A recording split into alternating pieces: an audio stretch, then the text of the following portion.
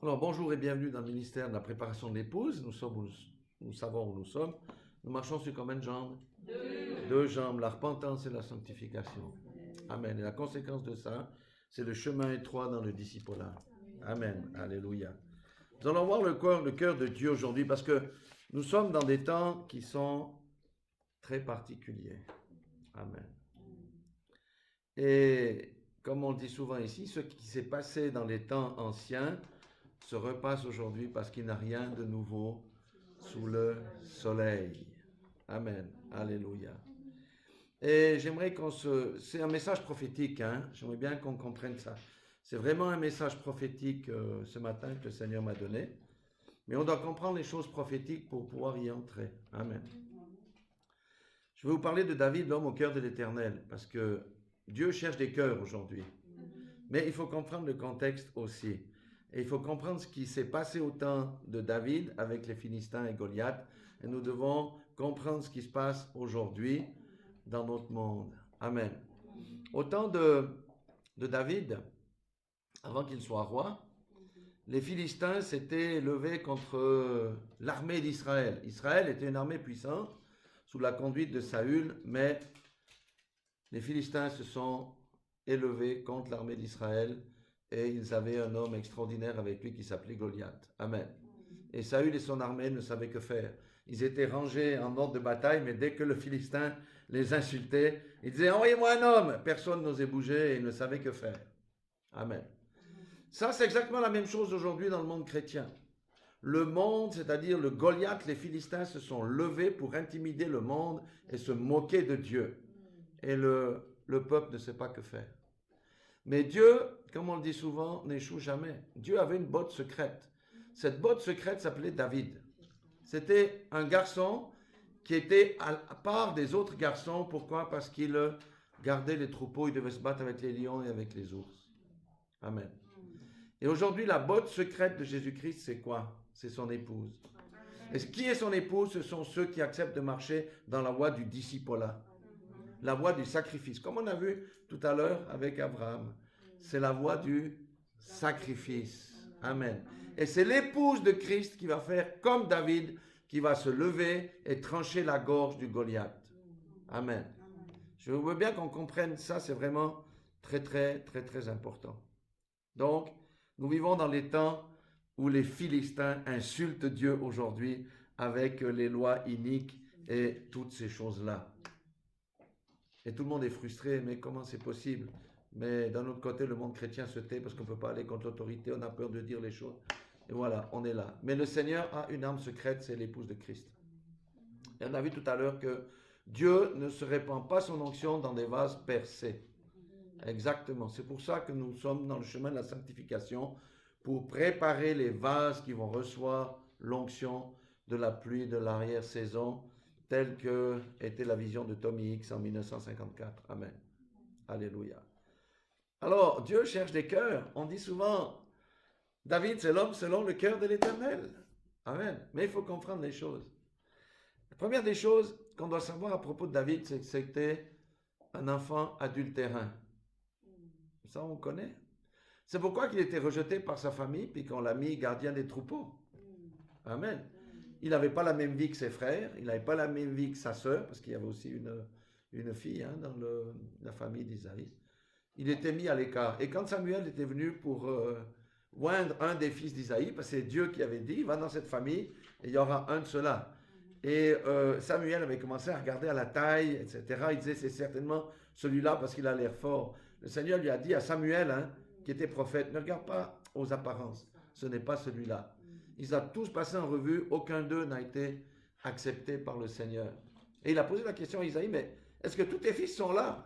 Et qu'est-ce qu'il a fait le papa? Il a dit, non, il y en a encore un là, qui est dans les troupeaux. Amen. Vous savez que David, c'est un enfant adultérin qui a été rejeté par sa famille. Mais David, ça veut dire quoi? Bien-aimé. David, ça veut dire bien-aimé. Je dis à quelqu'un aujourd'hui qui est rejeté par sa famille que Dieu lui dit bien-aimé. Amen. Amen. Donc, Dieu va chercher quelque chose de rejeté pour manifester sa gloire. Combien les chrétiens qui ont l'onction sont persécutés par les frères qui n'ont pas l'onction? Ils sont rejetés. Il y a des prophètes qui sont rejetés de leur église. Il y a des évangélistes qui sont rejetés de leur église. Pourquoi? Parce qu'on jalouse l'onction. Ils sont à côté. Mais je dis à quelqu'un aujourd'hui qui est rejeté avec un ministère, un vrai ministère qui vient de Dieu, le temps vient où le Seigneur va l'utiliser de manière puissante. Amen. Alléluia. David savait qu'il avait été conçu dans l'iniquité parce qu'il dit, j'étais conçu dans l'iniquité. Amen. Et vous savez qu'à l'époque, un bâtard, c'était ça un bâtard. Un bâtard, pour être dans l'assemblée d'Israël, c'était compliqué. On dit jusqu'à 4 générations, il n'y a pas d'entrée. Et Dieu est allé chercher celui-là. Amen. Alléluia. C'est la première des choses. Et j'aimerais lire un passage dans Actes 13, 22. Et là, je vais vous donner une première révélation ce matin. Actes 13, 22. La partie B. La partie B. Bon, on peut même prendre la partie A aussi. Acte 13, verset 22. La parole de Dieu déclare ceci, et je bénis la parole. Il parle de Saül, hein. Puis l'ayant rejeté, il leur suscita pour roi David, auquel il a rendu ce témoignage. J'ai trouvé David, fils d'Isaïe, l'homme selon mon cœur, qui accomplira toutes mes volontés. Qu'est-ce qu'on a vu avec Abraham tout à l'heure? C'est l'obéissance. Saül a été disqualifié parce qu'il n'obéissait pas à Dieu. Il avait eu l'onction d'être roi. Au début, il a bien commencé, mais il n'obéissait pas à Dieu. Donc, j'aimerais bien, vous savez qu'il y a plus d'un mois, ou un mois et demi, ou 2 mois, je ne sais pas, j'avais révélé la puissance du Notre Père. David, c'est l'homme du Notre Père. Que ta volonté soit faite, que ton règne vienne. Les David disent à Dieu, que ton règne vienne dans ma vie et que ta volonté soit faite dans ma vie. Amen. Le David, c'est celui qui accomplit la volonté de Dieu. L'épouse de Christ, c'est celle qui accomplit la volonté de Dieu. Amen. Et la volonté se trouve dans sa parole, mais non seulement, le Seigneur parle, tantôt d'une manière, tantôt d'une autre. Amen. Alléluia. Donc, Dieu a trouvé ce David qui était rejeté. Il a dit, le garçon là me plaît bien parce qu'il a vu son cœur. Mais comment David a-t-il trouvé Dieu? On va voir ça. On va voir ça. Je vais vous expliquer 2-3 choses. Et puis pour nous, ça nous servira aussi de point de repère. Comment on peut être considéré par Dieu comme un homme ou une femme selon son cœur. Amen. Soyons pratiques. Allons dans le psaume 119. C'est le psaume le plus long de la Bible. Hein. On ne va pas le lire en entier. Mais on va lire. Pour les Français, c'est 97 à 99. Puis pour les Suisses, c'est 97 à 99. Ou même 100. Première des caractéristiques de David, c'est quelqu'un qui aimait la parole. Regardez bien ce qu'il dit au verset 97. Combien j'aime ta loi. Amen. Elle est tout le jour l'objet de ma méditation. Alléluia. Tes commandements me rendent plus sage que mes ennemis, car je les ai toujours avec moi. Je suis plus instruit que tous mes maîtres, car tes préceptes sont l'objet de ma méditation.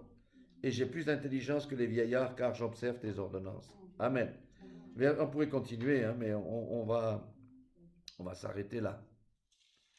Donc, l'homme qui aime la parole et la médite pour en tirer sagesse va commander sa vie. Amen. C'est ce qu'a fait David. Et à force de méditer la parole de Dieu, il a appliqué les principes divins lorsqu'il a été établi roi. Amen.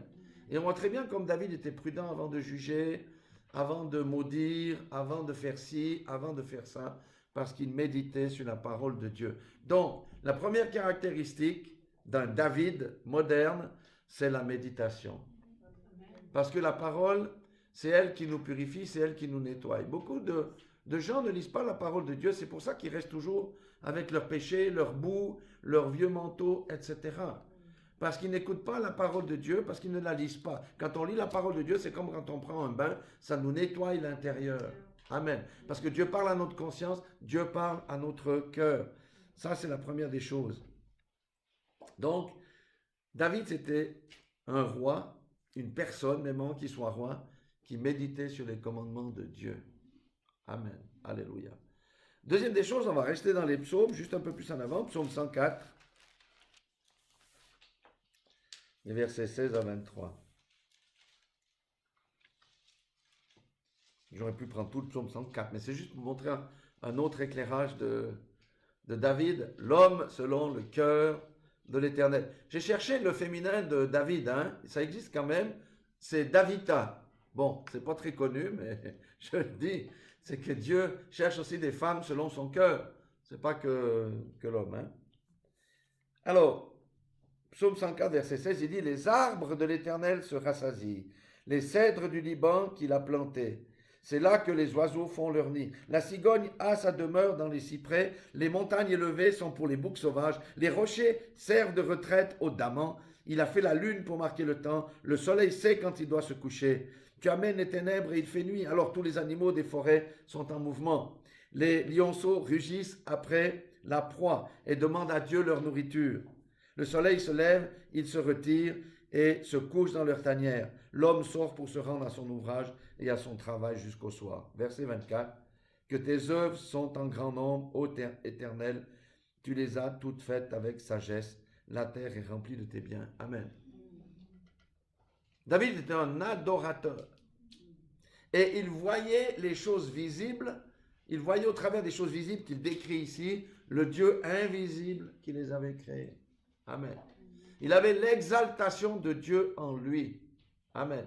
Déjà rien qu'avec ce qu'il voyait autour de lui. Ben là, il avait du temps puisqu'il était derrière les troupeaux. Donc David a été un observateur de la nature pour glorifier Dieu. C'était un adorateur de Dieu. David a toujours été un adorateur de Dieu. Il a reconnu sa petitesse. C'est là qu'il a rencontré le Seigneur. Quand il était seul et isolé dans le rejet. Il a contemplé les œuvres de Dieu et il a vu la grandeur de Dieu et il a dit certainement tu existes et moi je t'adore parce que je te reconnais dans ta magnificence, dans ta grandeur, dans ta puissance. Alléluia. C'était un adorateur. Comme disait la servante de Dieu tout à l'heure, jusqu'où on est prêt à aller dans l'adoration? C'est une bonne question. Aujourd'hui, le peuple de Dieu manque d'adorateurs. Amen. Alléluia. C'est là aussi que c'est pas faire un effort. C'est quand on cherche Dieu, on le voit partout où il se trouve. La nature est très inspirante. Si vous regardez même les dents du midi, là, parce que nous sommes dans un pays montagneux, elles sont couvertes de neige quand le soleil se lève le matin. Mais comment ne pas dire à Dieu, tu es un Dieu glorieux, c'est toi qui as fait toutes ces choses. Mais l'homme est stupide de ne pas reconnaître Dieu rien qu'en regardant la création. Et la nuit, si on se lève, on voit les étoiles, on voit le ciel sombre avec la lune ou sans lune, des fois. C'est extraordinaire. Exprimons notre soupir, reconnaissons qu'il est Dieu. Et si c'est le Dieu qui a fait ça, comment ne peut-il pas venir au secours de ma petite situation que je vis? La deuxième clé, c'est un adorateur. Il méditait, mais c'est un adorateur. Alléluia. Alléluia. C'est là qu'il a connu Dieu. Vous voyez, c'était un homme, David, qui dialoguait avec Dieu. Il a écrit, d'après ce qu'on dit, 73 psaumes sur les 150.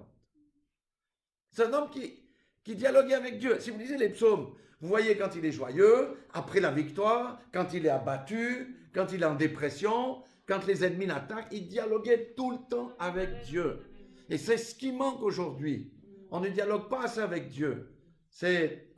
Tu peux ouvrir, ouais. On ne dialogue pas assez avec Dieu. Le dialogue, c'est comme la respiration. Le dialogue, c'est tous les jours. Amen. Le dialogue, c'est tous les jours. Alléluia. Et David était un homme qui dialoguait tout le temps avec Dieu. De ses états d'âme, de la joie jusqu'au désespoir. Parce que quand on lit les psaumes, on voit que sa vie n'a pas toujours été facile. Amen. Alléluia. Mais il avait toujours cette confiance en Dieu comme avait confiance Abraham. Donc, il avait une relation directe avec Dieu. C'est ce qu'on appelle la communion avec Dieu. Alléluia. Amen. David avait encore une autre chose. Il avait des talents. Si on va aller dans 1 Samuel, puis après on va rester un peu dans ce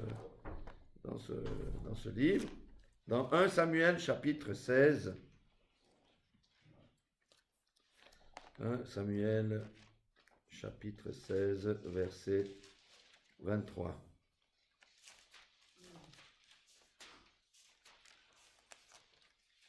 Et vous savez que Saül avait été disqualifié par Dieu et un mauvais esprit venait le tourmenter. Et au verset 23 de 1 Samuel chapitre 16, il est dit: « Et lorsque le mauvais esprit venant de Dieu était sur Saül, David prenait la harpe et jouait de sa main. Saül respirait alors plus à l'aise et se trouvait soulagé, et le mauvais esprit se retirait de lui. » Amen. Sa musique dérangeait les démons. Sa vie dérangeait les démons.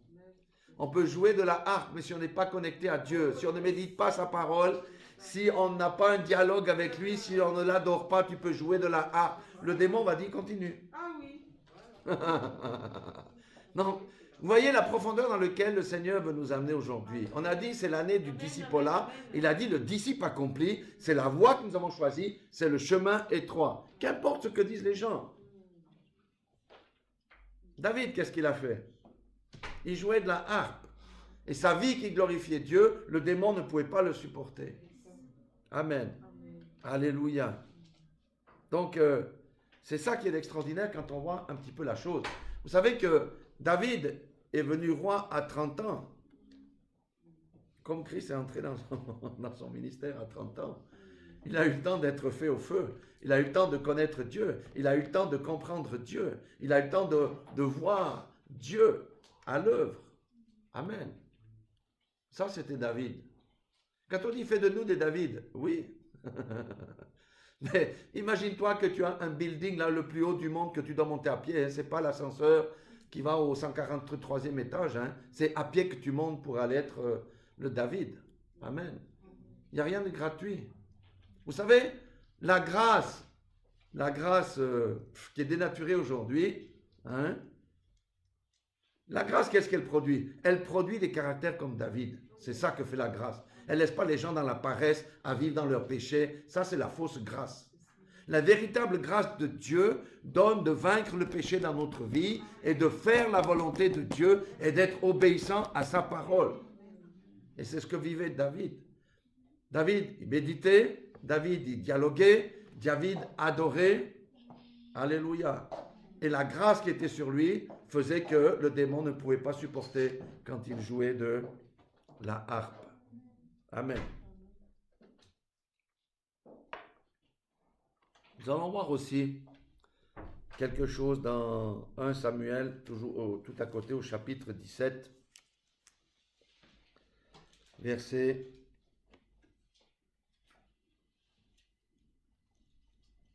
'On va prendre le verset 31.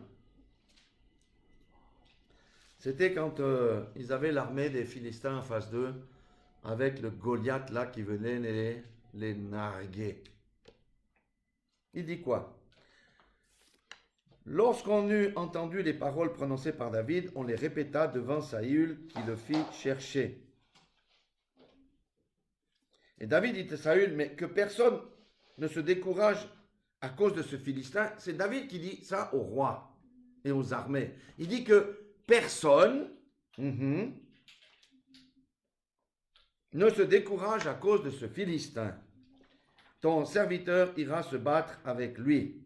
Saül dit à David, tu ne peux aller te battre avec ce Philistin, car tu es un enfant et il est un homme de guerre dès sa jeunesse. Révélation du Seigneur. Alléluia. David était un homme conduit par l'esprit et Saül était un homme qui marchait par la chair, par ce qu'il voyait. Saül voyait 3,80 m de Goliath, la grande épée. Il disait c'est impossible d'aller le battre. David marchait par l'esprit. Il ne considérait pas ce qu'il voyait. Amen. Alléluia. C'est la marche par l'esprit. C'est ce qu'il y a du reste, comment dire ça, différencier ces deux rois. Saül avait été choisi à cause de sa stature. Pourquoi? Parce qu'il dépassait tous les autres d'une tête. Et le peuple a dit, ah c'est super, il est grand, il est fort. David était petit.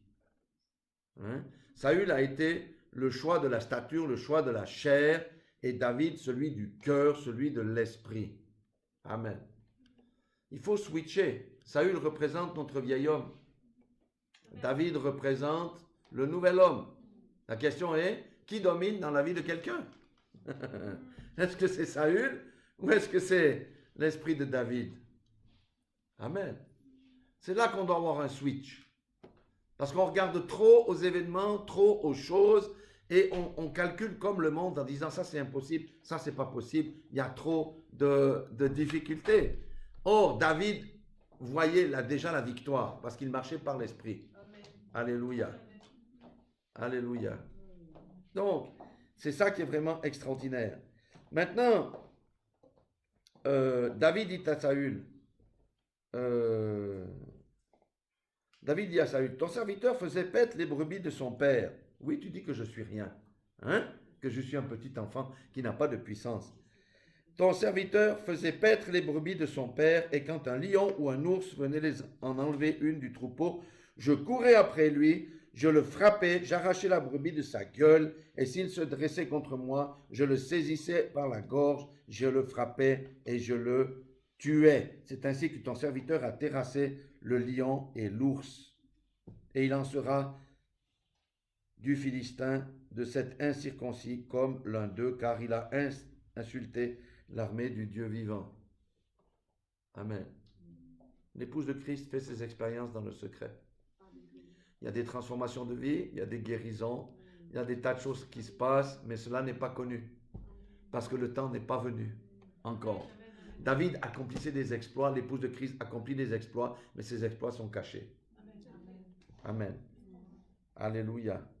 Donc, on peut voir ici que David avait quoi? David avait du courage. Pourquoi il avait du courage? Parce qu'il avait sa relation avec Dieu. Qui c'est qui lui donnait la force pour vaincre le lion et l'ours? C'est Dieu. Pourquoi? Parce que l'homme, là, David, méditait sur tout ce qu'il voyait, sur la parole de Dieu. Il méditait, il adorait Dieu parce qu'il reconnaissait Dieu dans toute sa puissance. Et ça lui a donné le courage. Oui, moi, mes frères, ils sont à la maison Pénard. Moi, ici, je suis dans le combat. Moi, je suis loyal vis-à-vis de mon père, même si lui me rejette. Je prends soin de ses intérêts. Amen. Il était déterminé. On a entendu tout à l'heure. Est-ce qu'on est déterminé pour le Seigneur ou est-ce qu'on est prêt à offrir notre Isaac avec Dieu ou bien pas? C'est ça la chose. David était quelqu'un qui marchait par la foi. Il n'a pas dit, oh, le lion arrive, je vais me cacher, je vais grimper à l'arbre. Non. Il défendait ses brebis. Amen. L'ours venait. Ben, je sais pas, vous avez un ours qui se lève là. Il y a un ours qui vient dans une assemblée, vous allez voir, il y a les issues de secours. Hein? David était un homme de foi, de courage, qui marchait par l'esprit et non par la chair. Comme j'ai dit, c'est celui qui prend parti pour Dieu. Très important. Voyez, il a dit, car il a insulté l'armée du Dieu vivant. L'épouse de Christ prend fait et cause pour Dieu, qu'importe que dit le monde. Amen. Et c'est là qu'on a un gros effort à faire en Suisse. Nous sommes dans le secret. Je suis chrétien. Chut, je suis chrétien. Quand les chrétiens sont avec les chrétiens, ah, on est chrétien. Quand ils sont dans le bus, t'es chrétien toi? Non. Il faut que ça cesse. L'épouse de Christ doit prendre position comme David a pris position. Amen. Alléluia. Et ça, c'est Dieu qui fait, si on le cherche en esprit, en vérité, il va nous donner le zèle qui nous fera ouvrir la bouche. Circonstances favorables ou pas, la bouche va s'ouvrir et la parole va percuter. Amen. Alléluia. Donc, on a vu des belles choses sur David. Cependant, David a fait des tas de bêtises. Hein? D'accord? Il a commis l'adultère, il a fait tuer son mari, il a fait le dénombrement de manière consciente alors qu'il savait que c'était interdit. Néanmoins, Dieu regarde au cœur. C'est la bonne nouvelle. Alléluia. Mais je vais vous montrer un autre aspect de David que beaucoup ne comprennent pas. Et je vais vous montrer pourquoi Dieu aimait David. Allons dans le psaume 51. Ou en prenant le psaume 32 d'abord.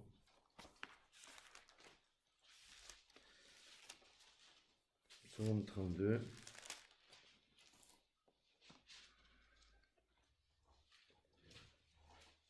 De David, cantique. Parce que quand David faisait des bêtises, le Seigneur ne lui faisait pas de cadeau non plus. Hein.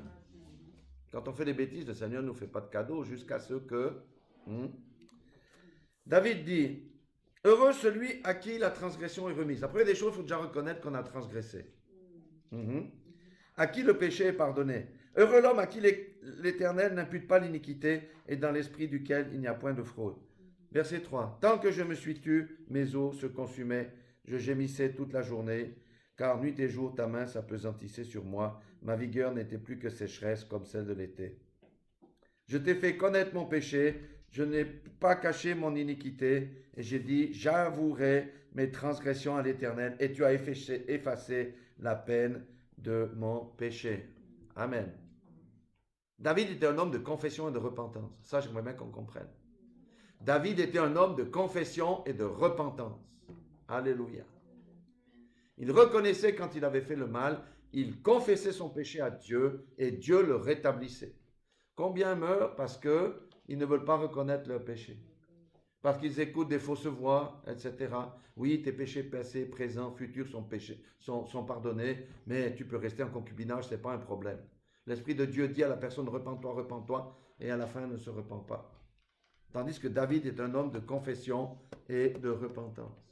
Il connaissait la confession et il connaissait la repentance. C'est pour ça que Dieu dit que c'est un homme juste dans lequel il n'y a point de fraude. Parce que d'une fois qu'on a fait connaître notre péché, Dieu efface. C'est comme s'il n'a jamais existé. Amen. Prenons le psaume 51 aussi. Voyez comment des fois les gens peuvent être aveuglés. Il était le roi, il avait la victoire dans toutes ses batailles. Mais un jour, il était fatigué. Et la Bible dit qu'il est monté sur le toit. Et qu'est-ce qu'il a vu? Une femme qui se baignait dans l'autre maison. Hein? Donc il a dit, je suis le roi. Il a envoyé ses servantes chercher la Bathsheba. Ils ont fait leurs affaires. Et puis tout va bien. Sauf qu'elle est tombée enceinte. Ah, ça c'est embêtant. Donc il a fait tuer le mari pour qu'il ne découvre pas. Et ici dans le psaume 51, le Seigneur, puisqu'il avait la conscience obscurcie à ce moment-là, a dépêché son prophète qui s'appelle Nathan. Verset 2. Lorsque Nathan le prophète vint à lui après que David fut allé vers Bathsheba, c'est David qui dit, « Ô Dieu, aie pitié de moi dans ta bonté. Selon ta grande miséricorde, efface mes transgressions. Lave-moi complètement de mon iniquité et purifie-moi de mon péché. Car je reconnais mes transgressions et mon péché est constamment devant moi. J'ai péché contre toi seul. J'ai fait ce qui est mal à tes yeux, en sorte que tu seras juste dans ta sentence, sans reproche dans ton jugement. » Voilà. Après, il dit que lui-même est né dans l'iniquité, etc. Patati patata. Verset 9. Purifie-moi avec de l'hysope et je serai pur. Lave-moi, je serai plus blanc que la neige, etc. Et au verset 12, il dit, ô Dieu, crée en moi un cœur pur, renouvelle en moi un esprit bien disposé, parce qu'il avait reconnu que son esprit n'était plus si bien disposé que ça. Le David, comme j'ai dit, c'est un homme de confession et de repentance, aussi quelqu'un qui accepte la réprimande d'un frère, d'une sœur, d'un pasteur ou du Saint-Esprit. Amen. Alléluia. C'est pour ça que dans le ministère de la préparation d'épouse, on marche sur deux jambes. Hein? La sanctification et la repentance. Parce que tant qu'on vit dans ce corps de chair là, qui dit je n'ai pas péché aujourd'hui? Je n'ai pas péché aujourd'hui. Qui dit je n'ai pas eu un mauvais regard? Qui dit je n'ai pas eu une mauvaise pensée? C'est impossible. Parce que nous vivons dans une eau pourrie. Amen. Alléluia. C'est pour ça que Jésus avait lavé les pieds de ses disciples. Il disait le reste vous êtes purs. Mais là vous marchez dans un monde souillé. Quand vous marchez sur la route, il y a les caca des bœufs qui s'attachent à vos sandales, vous avez la poussière, j'ai besoin de vous laver. C'est les souillures du monde que nous rencontrons, chacun d'entre nous, tous les jours que Dieu fait. Les publicités sur les murs, des choses qu'on entend dans les magasins, enfin, au travers de la musique, etc. Amen. Donc David connaissait le principe. C'est un homme véritablement de confession et de repentance. Alléluia. Et Dieu aime les cœurs contrits et repentants. Amen. Parce que le sang de Christ peut être efficace. Mais quelqu'un qui raidit le coup par sa propre justification, il ne peut pas obtenir le repos. Amen. Nous allons voir aussi encore quelque chose. 1 Samuel 24. Voilà ce que le Seigneur nous dit. Je cherche des David et des Davidas. Non, je cherche des David aujourd'hui. Des hommes et des femmes selon mon cœur, qui sont prêts à payer le prix, à discuter avec moi, à dialoguer avec moi, à m'adorer, à méditer sur mes paroles, à recevoir ma sagesse. Alléluia. C'est pour ça que le Saint-Esprit a été laissé. 1 Samuel, chapitre, j'ai dit, 24. Et nous allons prendre le verset 11. Alléluia.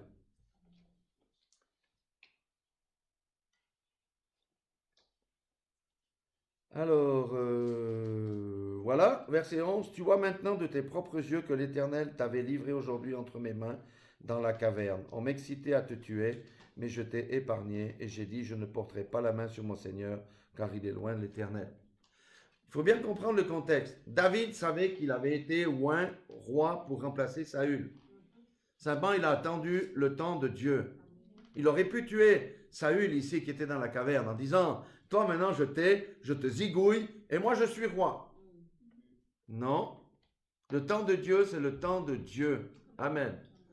Loin de l'Éternel, David, l'épouse de Christ ne se venge pas elle-même. Il n'y a pas de vengeance, ni en parole, ni en acte.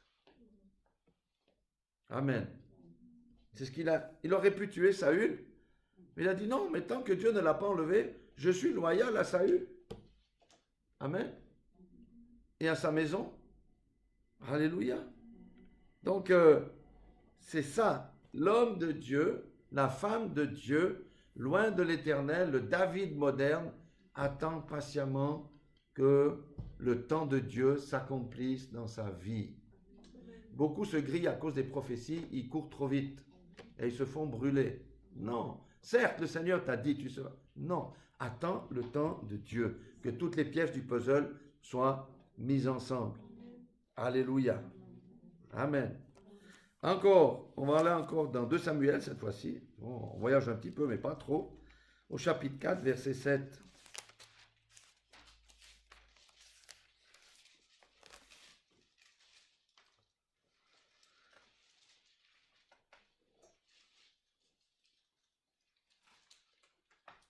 Alors, ici, c'est l'histoire de Ishbosheth. Ishbosheth, c'était le fils de Saül qui devait prendre sa place. Et il y a deux hommes, hein, Bana et Rekab, sont entrés la nuit. Il dit ceci au verset 7. Ils entrèrent donc dans la maison pendant qu'il reposait sur son lit dans sa chambre à coucher, et ils le frappèrent et le firent mourir. Ils lui coupèrent la tête. Ils prirent sa tête et ils marchèrent toute la nuit au travers de la plaine. Ils apportèrent la tête d'Ishbosheth à David dans Hébron et dirent au roi, voici la tête d'Ishbosheth, fils de Saül, ton ennemi, qui en voulait à ta vie. L'Éternel venge aujourd'hui le roi, mon serviteur, de Saül et de sa race. David répondit à Rekab et à Bana, son frère, fils de Rimon de Béréoth, l'Éternel qui m'a délivré de tout péril est vivant, pour leur dire, ce que vous avez fait c'est mal, c'est l'Éternel qui me délivre de tout péril. Ce n'est pas la vanité de vos actes. Voici, Saül est mort et qui croyait...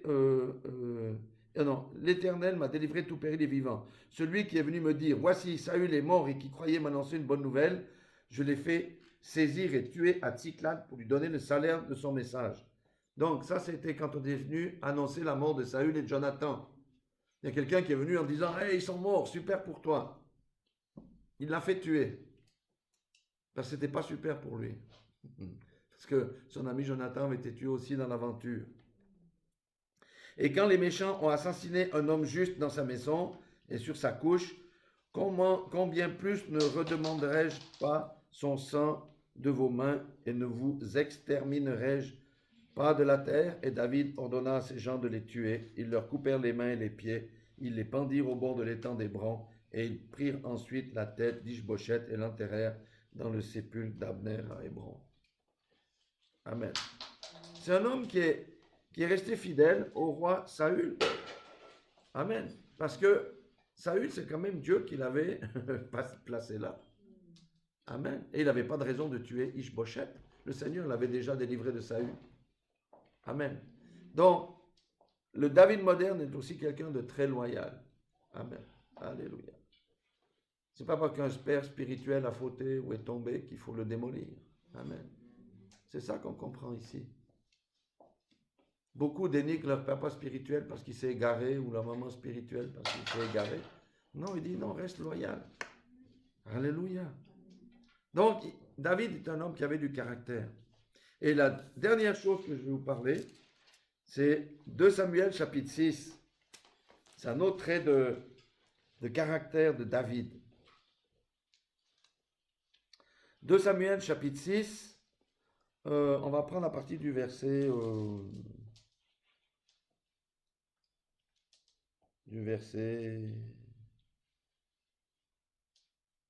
On va prendre déjà le verset 16. C'est quand l'arche de l'Éternel rentre à Jérusalem. Amen.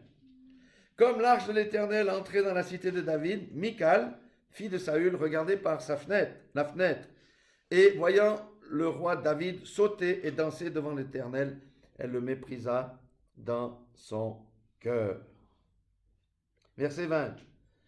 David s'en retourna pour bénir sa maison, et Michal, fille de Saül, sortit à sa rencontre, et elle le dit, « Mais quel honneur aujourd'hui pour le roi d'Israël de s'être découvert aux yeux des servantes et des serviteurs, comme se découvrirait un homme de rien. » David répondit à Michal, « C'est devant l'Éternel qui m'a choisi de préférence à ton père et à toute sa maison pour m'établir chef sur le peuple de l'Éternel, sur Israël. C'est devant l'Éternel que j'ai dansé. » Amen. Et verset 22, il dit encore, « Je veux paraître encore plus vil que cela et m'abaisser à mes propres yeux. Néanmoins, je serai en honneur auprès des servants dont tu parles. » Le David moderne ne craint pas de s'humilier devant Dieu, de danser, même si on dit, mais il est fou celui-là là. Il ne tient pas compte qu'il est docteur, évangéliste. Non, non, non, non. Il s'en fiche, parce que c'est pour Dieu. Saül et David, il y avait 2 grandes différences. Saül cherchait la faveur des hommes, parce qu'il a plutôt craint les hommes que Dieu, et David cherchait la faveur de Dieu, et il s'en fichait de ce que les hommes pensaient. C'est l'humilité. Amen. C'est pas tenir compte de son rang. C'est s'en ficher de toutes ces choses-là. C'est l'humilité. Donc, Dieu cherche des hommes et des femmes selon son cœur aujourd'hui parce qu'il va déverser sa gloire qui viendra abattre le Goliath qui nargue Dieu aujourd'hui, qui se moque de Dieu, qui se moque de tous ceux qui disent « Moi, je suis un fils de Dieu. » Où est ton Dieu? Il se moque. Mais l'épouse de Christ va recevoir une onction fabuleuse. Alléluia. Il n'y a pas besoin d'être beaucoup. Vous allez voir comment ça va se passer. Mais Dieu cherche les hommes et les femmes qui ont le cœur de David. Ça veut dire qu'ils méditent la parole. Ça veut dire qu'ils l'adorent, qu'ils dialoguent constamment avec lui, qui sont déterminés. Oui, j'ai choisi d'être le camp de Dieu, je reste dans le camp, je m'en fiche des colibés, de ce que les autres pensent. Moi, j'appartiens au Seigneur et je cherche le Seigneur. J'agis avec courage, comme le faisait David. C'est aussi quelqu'un qui reconnaît aussi ses faiblesses, qui connaît le principe de la confession des péchés, de la repentance, et il continue sa route vers sa destinée. Amen. Et c'est quelqu'un de humble. Parce que Dieu ne veut pas donner sa puissance à des gens qui sont orgueilleux. Pourquoi? Parce qu'on va lui voler sa gloire. David n'a jamais volé la gloire de Dieu. Jamais. Il a toujours mis Dieu à la première place. Alléluia. Voilà les temps dans lesquels nous vivons. Voilà ce que Dieu va faire alors que tout semble sombre, tout semble foutu, tout semble sans force. Non, non, non, non. Dieu, il a son âme fatale. Son âme fatale, c'est l'épouse de Christ. Il avait une âme fatale qui s'appelait David, qui était préparé dans le secret, un homme qui était rejeté de sa propre famille. C'est lui qui est venu libérer la nation. Amen. Tout comme Dieu a choisi Jésus, qui est né où? Dans une maternité 5 étoiles. Il est venu chercher Jésus qui est né dans une mangeoire. Amen. Il est venu chercher Jésus qui était de la famille la plus pauvre, la plus petite de la maison, etc. Dieu a fait des choses avec les gens humbles, avec des gens qui ne savent pas écrire, pas lire, et puis alors, la gloire de Dieu se manifeste. Amen.